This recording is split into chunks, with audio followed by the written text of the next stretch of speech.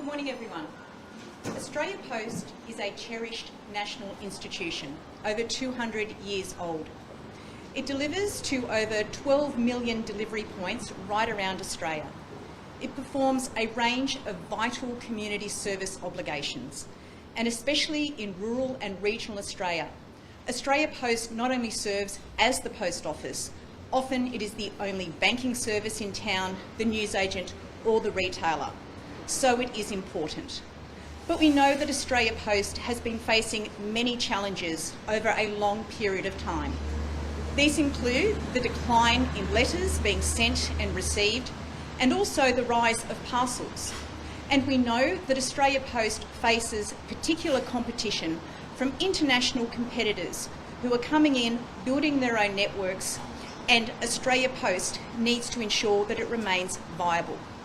So what I'm doing today is releasing a consultation paper on the future of Australia Post. What do consumers expect? What do small businesses need? How can rural and regional Australia be best served by this iconic institution?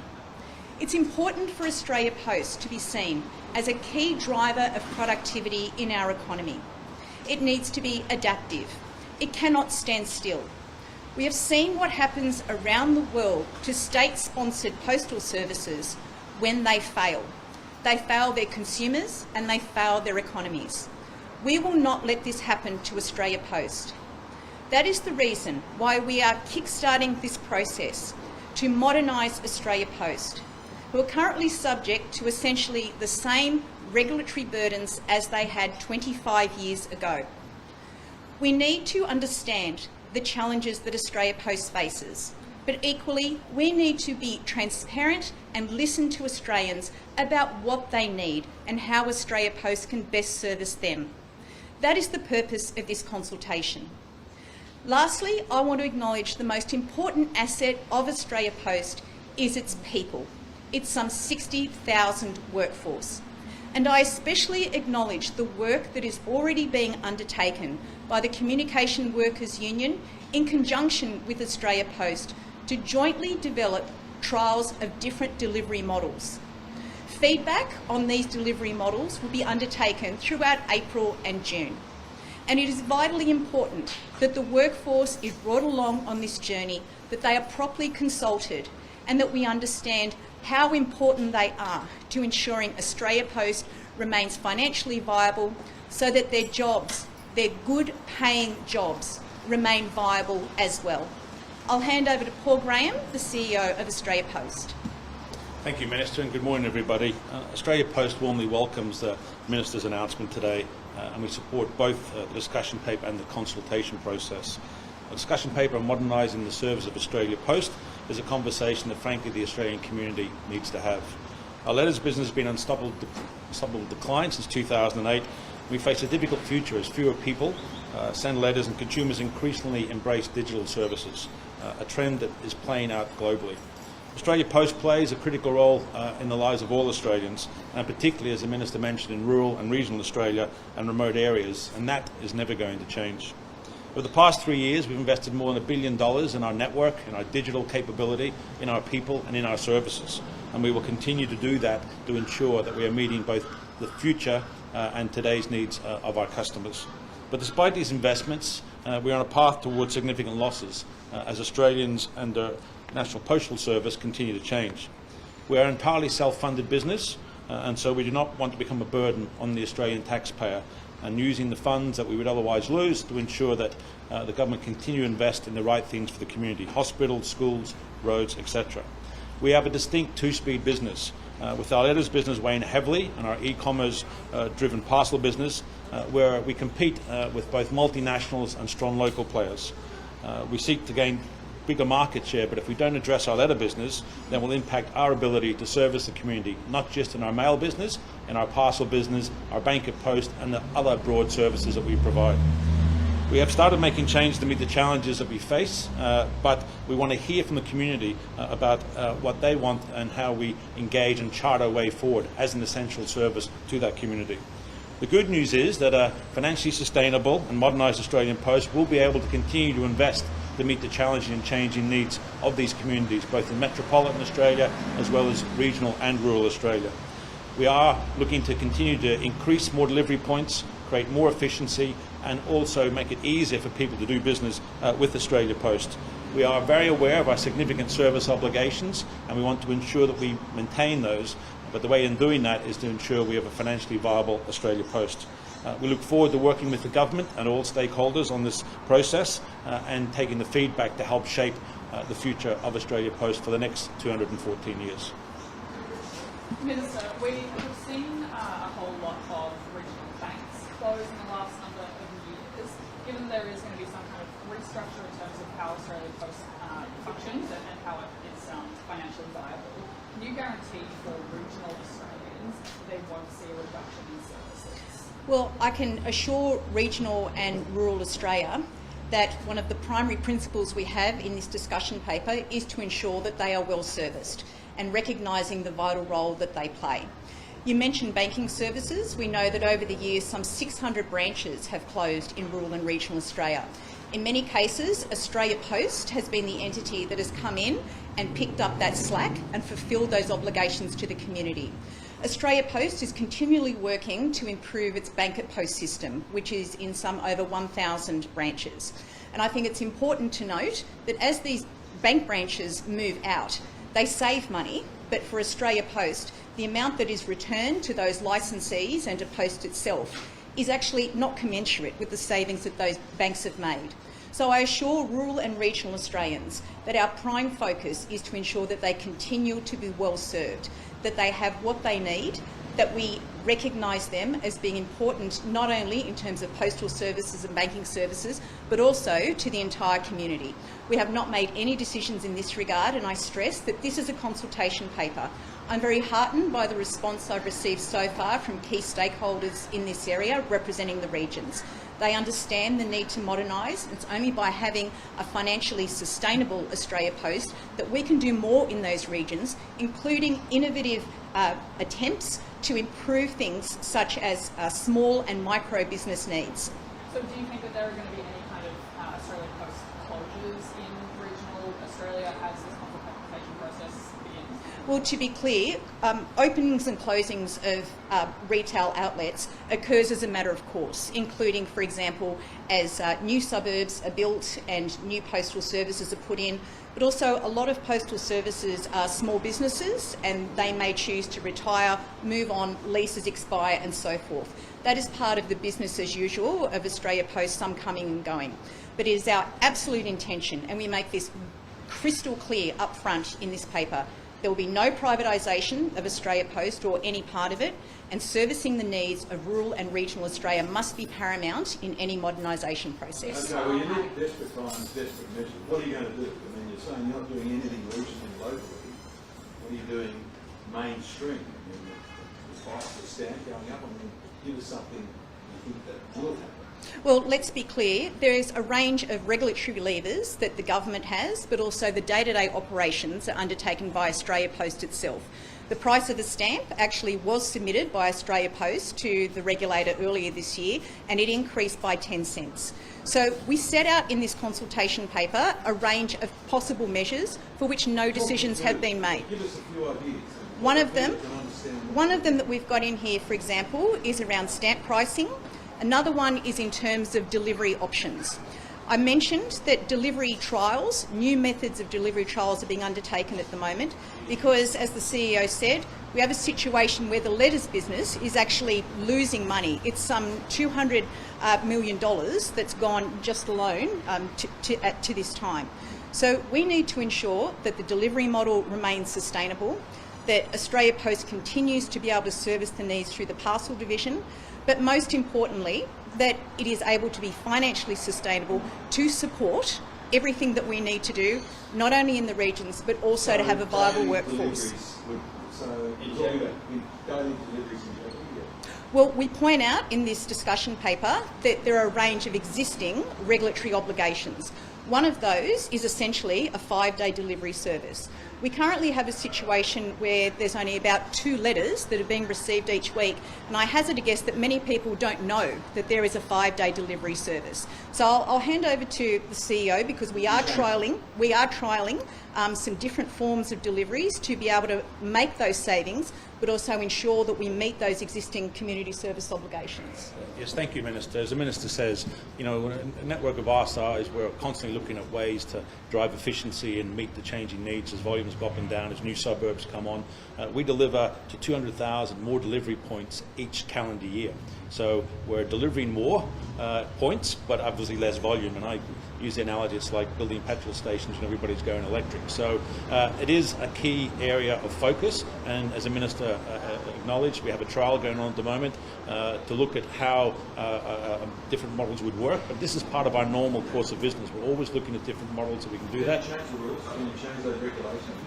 That's a matter for government. One thing that we can that's be... what I'm asking you. I mean, you're saying 5 days is not serviceable. I mean, are you going to change that? Well, let's be clear, that's the reason why we're having this consultation process. You We want to save money. understand... I mean, it's obviously, you need to save money. Let me be... And how are you going to do it? Let me be clear, this is the start of a process. We are being upfront and transparent with the Australian people about what the existing obligations are, what the pressures are on Australia Post, and what some possible outcomes are. We have made no decisions in relation to any of that. But what we do want to ensure is that we have a financially sustainable Australia Post. That lets us do other things, including being more innovative and servicing the needs of small and micro businesses, but also making sure that we can continue to invest in rural and regional Australia. The whole purpose of this consultation process... People want to know what you're going to do. What are the options in front of you at the moment? The option... Particularly looking at with delivery. We're talking about people having to come to post offices to pick up their mail rather than having it home delivered. What sort of options have you got in front of you that you're going to be talking about with this conversation? This paper sets out a number of regulatory levers. They include the frequency of delivery, the timeframes for items to be delivered, innovation in terms of people choosing different ways to receive their mails and parcels, and opens it up to anyone to have a view about what they want to see in their postal service. Let's be clear, this actually hasn't been done before. This type of open consultation with the Australian people about an important GBE has not been done before. And I would even go so far as to say this is more than 10 years overdue. We have had 10 years of stagnation, which has resulted in Australia Post being in a position where it is now about to sustain a loss, the first loss since 2015. And it's important to note that Australia Post is expected and should be expected to continue to perform these vital roles in our community to service the needs of small business. And I think it's an important point that we are transparent with the Australian people about the challenges, that we ask them what they want to see in a modern postal service, because we've seen around the world state-sponsored postal services close, be in diabolical financial situations, and be subject to requiring bailouts by their governments. We are not going to let Australia Post fail. If you're changing delivery times or you're looking to for the future, what does that mean for jobs? Well, as the CEO alluded, we are looking at different models of delivery. They are being trialled now. They necessarily involve the workforce to ensure that these are feasible and to ensure that people's occupational health and safety is maintained as well. So I don't know if you want to speak more to the trial, CEO. Changing the time, say from a 5-day-a-week model to say a 2 or a 3-day-a-week model. Are you saying there won't be any job losses because of that? Well, we're focusing on making sure, as the Minister says, that Australia Post remains viable economically. We've got a growing business in our parcel business and other services that we are providing. We will continue to be present in Australian streets 5, 6 or potentially even 7 days a week because our parcel business continues to grow, and we will combine that and look at with mail as well. But as the Minister says, we look at a number of models. We've got pockets of our business today where we don't have enough people. So we continue to focus on making sure that Australia Post is financially viable. That's good for jobs and good for the community. We continue to look at growing our business in the position that we're in today, and as the Minister said, the clock is ticking on our mail business, so the timing of this consultation process is ideal in terms of looking at our future needs and making sure that we can continue to provide good, well-paid jobs, both in metropolitan and regional areas, but focusing on what the community needs. And this consultation process is all about, is hearing their voice as to the future of the services that they require from us, and that will then shape, as we get that feedback and work with the government, on the various models that we would look to potentially implement. But no decisions have been made at this time. Will you be looking at executive level efficiencies, and will there be a whole lot of bonuses for senior staff? Well, the matter of bonuses is one for the board. We continue to drive efficiencies within our business.